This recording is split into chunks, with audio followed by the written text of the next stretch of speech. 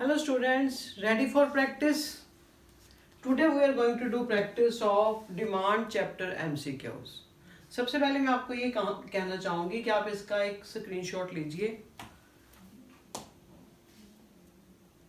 और स्क्रीनशॉट लेने के बाद आप में भी एक लेक्चर को पॉज कर सकते हो, ठीक है, और खुद करके देखिए कि आपके कितने MCQs मतलब ठीक कर पाते हो आप, ठीक है। तो उसके बाद एक लेक्चर को कंटिन्यू कीजिए, ठीक है। तो इसकी जो डिटेल लेक्चर है मैंने आपको मतलब इसके एंड पे, लेक्चर के एंड में आपको इसका डिस्क्रिप्शन बॉक्स में भी लिंक मिल जाएगा और लेक्चर के एंड में भी आपको टैग में इसकी क्विक रिवीजन और detail lecture on demand topic available है। क्लियर? तो सबसे पहले आपके पास आ रहा है टर्म डिमांड इंक्लूड। डिमांड में हम क्या इंक्लूड करते हैं?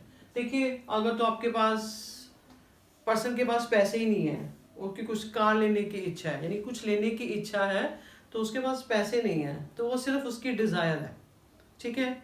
अगर आपके पास पैसे हैं, आप लेना नहीं चाहते, दैट इज वांट, ठीक है।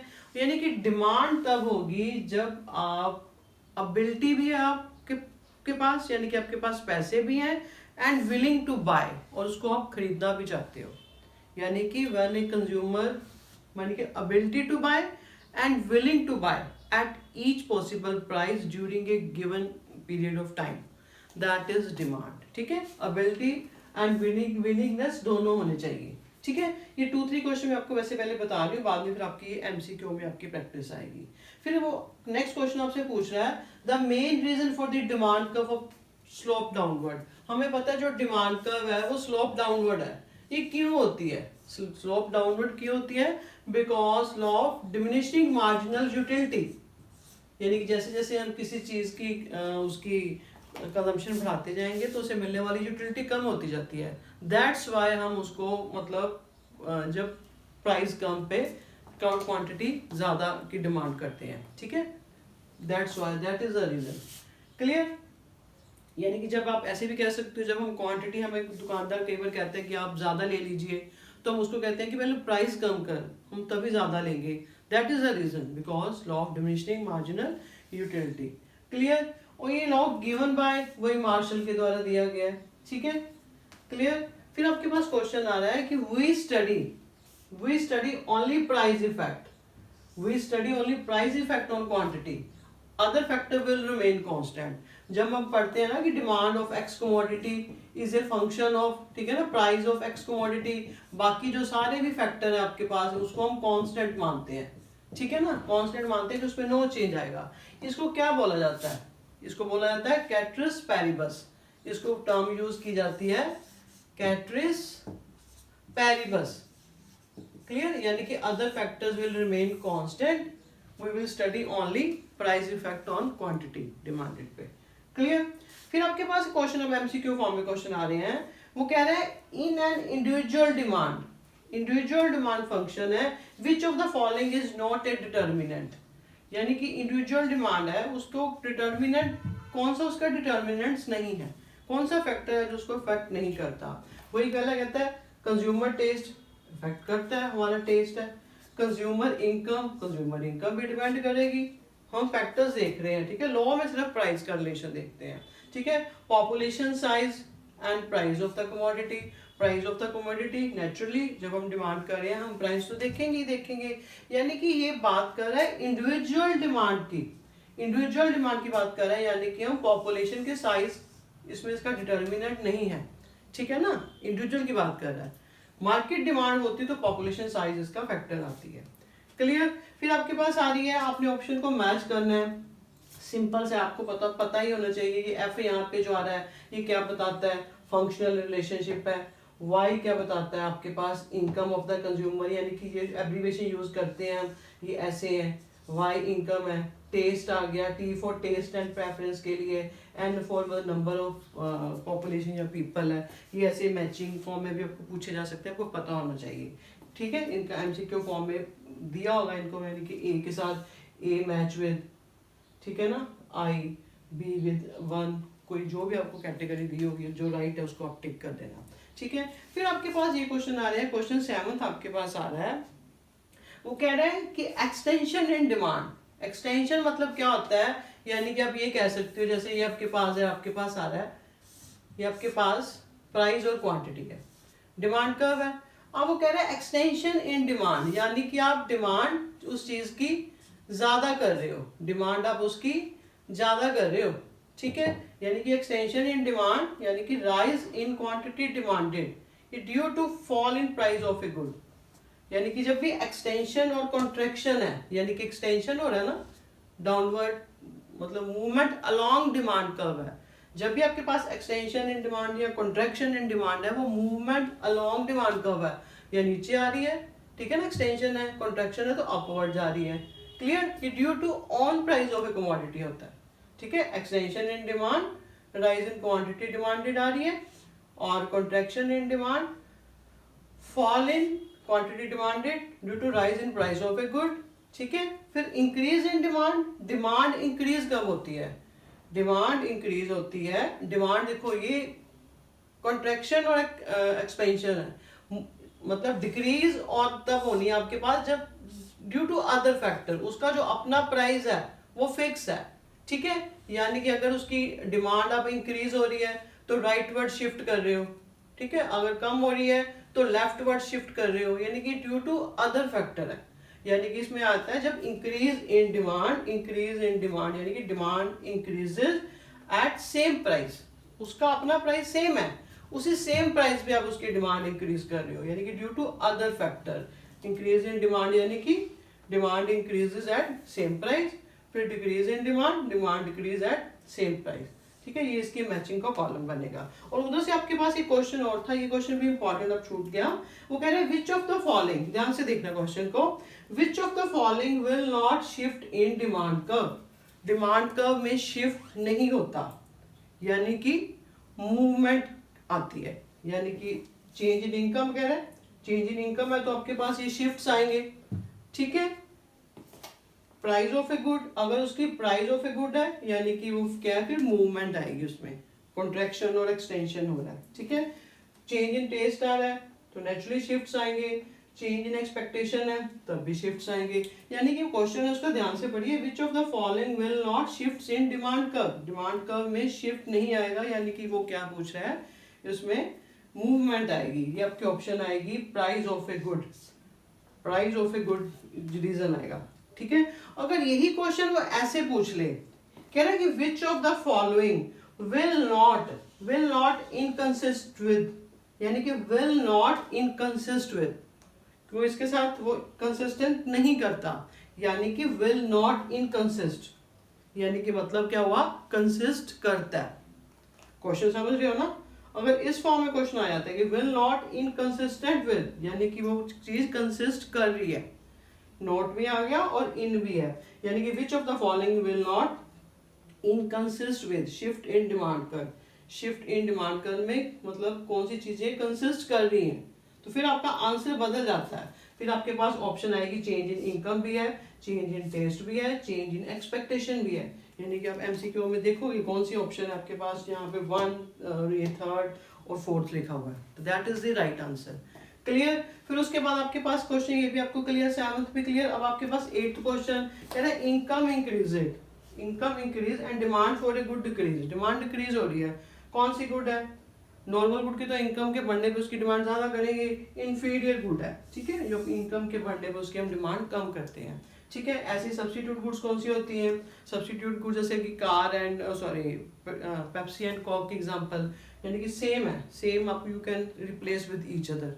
ठीक है, उसको आप एक दूसरे को उसकी जगह पे प्लेस कर सकते हो, ठीक है। कॉम्प्लीमेंट गुड यानी कि which complete the demand for, आपको कुछ चीज यानी कि जैसे कार एंड पेट्रोल है, ठीक है, अगर आपको मतलब कार भी चाहिए, पेट्रोल भी होना चाहिए उसमें, तभी आपकी डिमांड वो पूरी होगी, कॉम्प्लीमेंट्री गुड है, ठीक है। फिर आपके पास आ रहा है slope of demand curve, slope of demand curve क्या बताती है, change in price due to change in quantity, change in price change in quantity, ठीक है, यानी कि यहाँ पे प्राइस में चेंज आने पे क्वांटिटी में चेंज आ रही है, ये बता रही है इसकी स्लोप। और ये नेगेटिव होती है स्लोप, डाउनवर्ड स्लोप नेगेटिव होती है, बिकॉज प्राइस और क्वांटिटी में इनवर्स रिलेशन है, ठीक है, नेगेटिव स्लोप होती है, डाउनवर्ड स्लोपिंग है, क्लियर। और यहाँ पे प्राइस क्या है, ये इंडिपेंडेंट वेरिएबल है, प्राइस इंडिपेंडेंट है, क्वांटिटी पे चेंज आना है उसके कारण, that is dependent variable, clear. फिर मार्केट डिमांड का यानी कि डीएम कह रहे हैं is obtained by, market demand कहते हैं कैसे ऑब्टेन्ड होती है।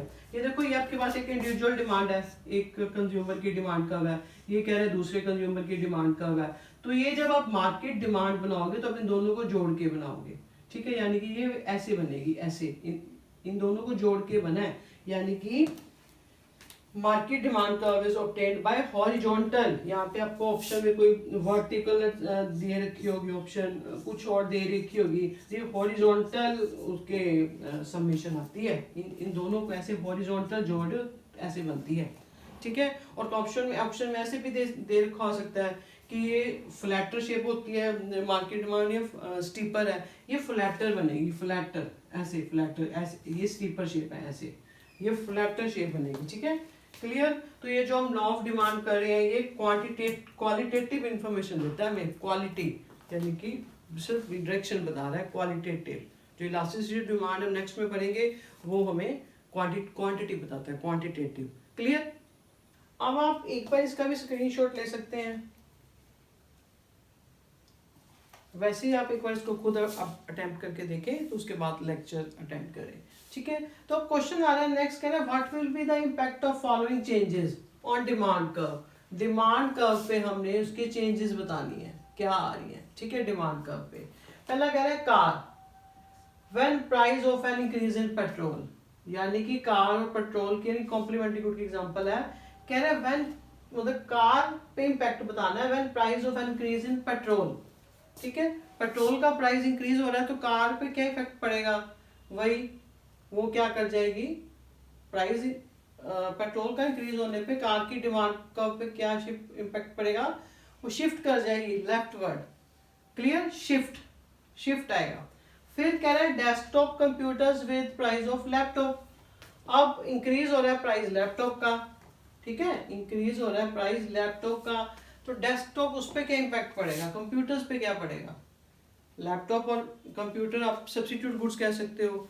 लैपटॉप के प्राइस इंक्रीज होने पे जो कंप्यूटर्स की डिमांड है वो इंक्रीज हो जाएगी, यानी कि वो फिर क्या होगी, डिमांड का राइटवर्ड शिफ्ट हो जाएगी, क्लियर। थर्ड आ रहा है बाजरा, कह रहे हैं जैसे गुड है फॉर ए पुअर पीपल, जिनकी इनकम कम है उनकी बात कर रहा है। When income of such person rises, जब पुअर पीपल की इनकम राइजेस कर जाती है तो बाजरा पे क्या इम्पैक्ट पड़ेगा, वो बाजरा की डिमांड क्या करेंगे, यानी कि सारे अदर फैक्टर है ना, इनकम इंक्रीज हो रही है तो वही वो बाजरा की डिमांड को कम कर देंगे, लेफ्टवर्ड शिफ्ट आएगा इसमें, ठीक है ना, क्योंकि गिवन गुड्स आ रही है। फिर कह रहे हैं bread with increase in its price, bread यानी कि bread with increase in price क्या फर्क पड़ेगा, ये ध्यान से देखिए ये हमें प्राइस, किस प्राइस पे कितनी क्वांटिटी यही बता रहा है ना, ठीक है, यानी कि bread with increase in price, यानी कि वो उसी डिमांड कर्व पे रहेगी, नेचुरली जब इंक्रीज इन प्राइस हो रहा है उसकी क्वांटिटी कम ले रही हो, उसी डिमांड कर्व पे रहोगे, उसमें कोई शिफ्ट कोई चेंजेस नहीं आएगी। हाँ, अगर इस पे आपको कॉन्ट्रैक्शन या एक्सटेंशन पूछा होता तब आप कह सकते थे, ऑप्शन वैसे भी आ सकती हैं, क्लियर, यानी कि डिमांड कर्व में कोई नो चेंज उसी पे है। फिर आ रहा है demand curve for automobiles, automobile की और कंपनी कह रहे बता रहे हैं demand curve for automobile shifts toward right due to opening of new automobile dealer in town, यानी कि आपके और एक डीलर की ओपनिंग हुई है आपके शहर में, तो क्या उसकी डिमांड कर्व शिफ्ट कर जाएगी, राइटवर्ड शिफ्ट कर जाएगी, नो, इसका कोई इम्पैक्ट नहीं पड़ेगा उस पर, बिकॉज सप्लाई इंक्रीज हो रही है, डिमांड हमने प्राइस के साथ उसका रिलेशन देखना है, यानी कि अगर नई शॉप खुल रही है तो उसका आपके डिमांड कर्व पे कोई इम्पैक्ट नहीं पड़ेगा, ठीक है, क्लियर। तो ऐसे कुछ और क्वेश्चन, यानी कि हमें पता है ये इक्वेशन है, तो वो कह रहा है ऐसे क्वेश्चन भी आ जाते हैं कि अगर आपको दे दिया प्राइस 2 है, किसी चीज़ की गुड का प्राइस 2 है तो उसकी क्वांटिटी बताइए कितनी डिमांड करोगे, जब इसमें 2 वैल्यू पुट करोगे 4, 12 minus 4 is equal to 8, answer 8 आ गया, ऐसे भी क्वेश्चन हो सकते हैं, ठीक है। तो कई बार ऐसे ही ये इंडिविजुअल थी, ठीक है, अब मार्केट डिमांड भी पूछ सकता है, वो कह सकता है कि मार्केट में मान लीजिए 10 कस्टमर है तो फिर कितनी मार्केट डिमांड बढ़ी, अगर आपके एक की 8 निकल रही है तो आप 10 से मल्टीप्लाई करके आपके पास होगी 80 आंसर आ जाएगा, ये आपको ऑप्शन में दे रखा होगा, क्लियर। फिर ऐसे नेक्स्ट क्वेश्चन कह रहा है if due to fall in price of good X, अगर एक्स गुड का प्राइस कम हो रहा है, the demand for Y good rises, prices X का कम हो रहा है, डिमांड वाई गुड की राइजेस हो रही है, मींस वो कॉम्प्लीमेंट्री गुड है, ठीक है, कॉम्प्लीमेंट्री गुड है, तभी हम उसकी डिमांड करनी, मतलब ठीक है, ऐसे ऑप्शन होएंगी, सब्स्टिट्यूट गुड्स हैं, मतलब कॉम्प्लीमेंट्री गुड्स हैं, गिवन गुड्स हैं, क्या ऐसे, तो अपनी यानी कि कॉम्प्लीमेंट्री गुड्स का रिलेशन है। फिर आ रहा है if due to rise in price of good X, ठीक है, अगर एक्स गुड की प्राइस राइज हो रही है तो Y good, demand Y good की राइज हो रही है, ये कौन सी गुड्स है, प्राइस एक्स गुड का राइज हो रहा है, डिमांड दूसरी गुड पे पॉजिटिव इंपैक्ट पड़ रहा है इसका, यानी कि ये सब्स्टिट्यूट गुड्स है, ठीक है, सब्स्टिट्यूट गुड्स है, क्लियर। नेचुरली आप अगर टी की डिमांड प्राइस बढ़ रहा है तो आप कॉफी की डिमांड ज्यादा करनी शुरू कर दोगे, क्लियर। अब ये इजी सा ही क्वेश्चन लगता है दिखने में, पर यही क्वेश्चन आपको ये 16 क्वेश्चन सीयूईटी में पूछा गया एंट्रेंस एग्जाम में, यानी कि कह रहा है विच इज करेक्ट, कह रहा है डिमांड में शॉर्ट फॉर्म दे रही हो, demand increase when price decrease, कह रहा है डिमांड इंक्रीज हो रही है व्हेन प्राइस डिक्रीज। फिर सेकंड ऑप्शन कह रहा है quantity demanded increase when price decrease, यानी कि डिमांड इंक्रीज, जब डिमांड इंक्रीज है तो वो ड्यू टू प्राइस नहीं आता, वो ड्यू टू अदर फैक्टर आता है, इसलिए ये स्टेटमेंट आपकी रॉन्ग है, यानी कि quantity demanded increases when price decreases, quantity demanded है, ठीक है, इधर आपके पास ये क्लियर, यानी कि ये डिमांड इंक्रीज, यानी कि इसमें व्हेन प्राइस फॉल होने पे नहीं आता, वो शिफ्ट्स के कारण आ रहा है ड्यू टू अदर फैक्टर्स, यानी कि ये इसमें ये थोड़ी सी ट्रिकी था, ठीक है, quantity demanded increases when price decreases, clear. फिर आपको ऐसे कुछ अरेंज में भी पूछे जा सकते हैं, कह रहे हैं arrange the sequence when price of petrol, कह रहे हैं पेट्रोल प्राइस इंक्रीज हो रहा है, कार की डिमांड पे क्या इफेक्ट पड़ेगा, यानी कि कॉम्प्लीमेंट्री गुड दे रहा है, कह रहे हैं मतलब cost of using complementary good rises, ठीक है तो सही है, कॉस्ट राइज करेगी, डिमांड ऑफ कार डिक्लाइन,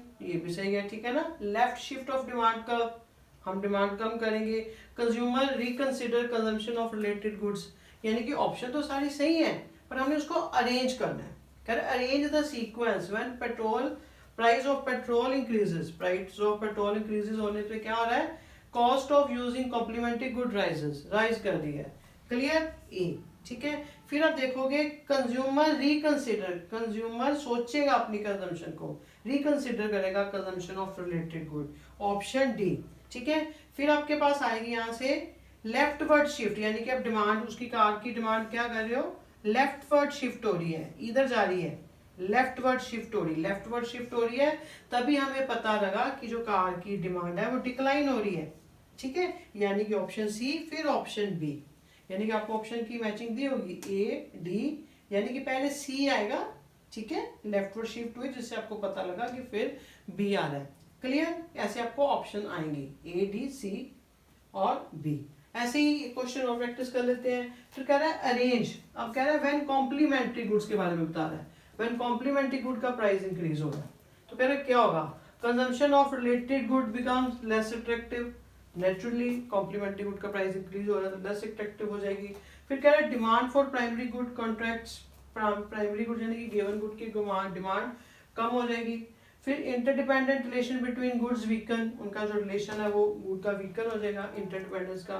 फिर leftward shift in demand curve is observe, यानी कि लेफ्टवर्ड शिफ्ट। अब आपने क्या देखना है, सबसे पहले हमें पता है consumption of related less attractive हो जाएगी, फिर वही आएगा आपके पास, इसमें आपके पास आ रही है ऑप्शन आएगी इंटरडिपेंडेंस रिलेशन भी आप कर लोगे, सही है, ए और सी ऑप्शन तक तो सही कर लोगे आप। अब आपको कंफ्यूजन आ रही है कई बार आगे कि पहले हम डी लें क्योंकि राइटवर्ड शिफ्ट होगा तभी हमें पता लगा demand of primary good come हो रही है, यानी कि ए सी डी बी। पर अब हम देख रहे हैं कि हमारे पास जो ऑप्शन में ना ए सी डी बी तो है ही नहीं, ए सी बी डी है, तो फिर हम उस चॉइस के साथ उस ऑप्शन के साथ जाएंगे, ठीक है। ये आपने अपने आप टैकल करके देख लेना है, यानी कि ए सी हमें पता लगा सीक्वेंस सही है, बी डी में कंफ्यूजन है, डी बी है नहीं है और बी डी है, तो फिर आप ऑप्शन उस वाले ऑप्शन के साथ जाओगे, क्लियर। यानी कि ऐसे क्वेश्चन भी आपको एग्जाम में पूछे जा सकते हैं। और ये थे आपके पास डिमांड के एमसीक्यू, डिटेल लेक्चर भी आप टैग में है, उसको अच्छे से सुनिए, ठीक है, and have a nice day.